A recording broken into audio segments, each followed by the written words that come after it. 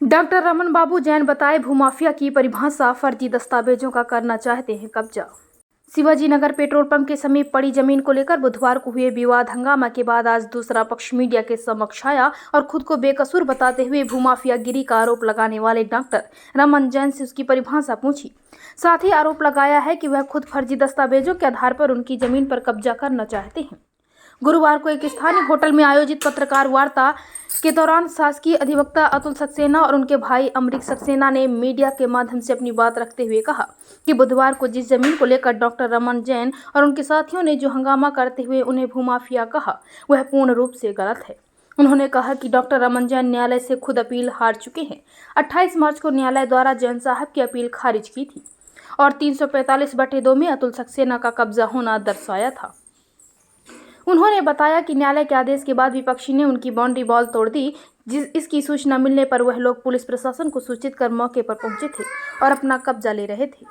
तभी विपक्षी ने हंगामा किया और उन पर मनगढ़ंत आरोप लगाकर उन्हें बदनाम करने के लिए मीडिया पर कही भूमाफिया का ही अपराध बता रहे हैं, जबकि हम दोनों भाइयों के खिलाफ कोई मुकदमा दर्ज नहीं है। उन्होंने कहा बल्कि विपक्षी द्वारा राजनीतिक षड्यंत्र रचकर उनकी जमीन पर अवैध कब्जा करने और उनकी हत्या करने की योजना बनाई जा रही है। उन्होंने जिला प्रशासन से अपनी सुरक्षा और जमीन बचाने की मांग की। खबरों की तुरंत अपडेट पाने के लिए चैनल को सब्सक्राइब करें एवं बेल आइकन दबाना ना भूलें। झांसी से राहुल उपाध्याय की रिपोर्ट।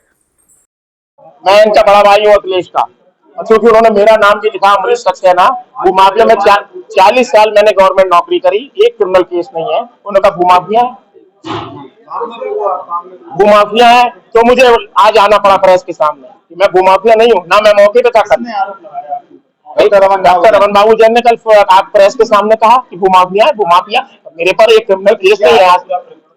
प्रकरण ये है कि मैं ये जमीन 94 में खरीदी गई थी, 28 साल पहले, कानपुर रोड पर 343/2 पहुंचा तालपुरा झांसी, मेरे भाई के नाम खरीदी गई थी। उसको इन्होंने 2008 में पहले 2001 में हमसे खरीदी है जमीन 50 डिसमिल 345/2। उसकी चौहद्दी में स्पष्ट लिखा था कि दयाराम लोहिया आदि की जमीन से लगी हुई है।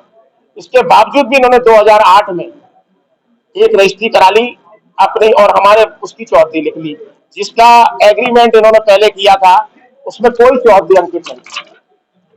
और जिस दिन इन्होंने बैनामा कराया, ये एग्रीमेंट कैंसिल हुआ 345 का, कुशवाहों का, और इन्होंने अपने बैनामे में चौहद्दी अंकित करा ली। जब विक्रेता की चौहद्दी अंकित ही नहीं थी तो आपने बैनामे में कैसे करा ली?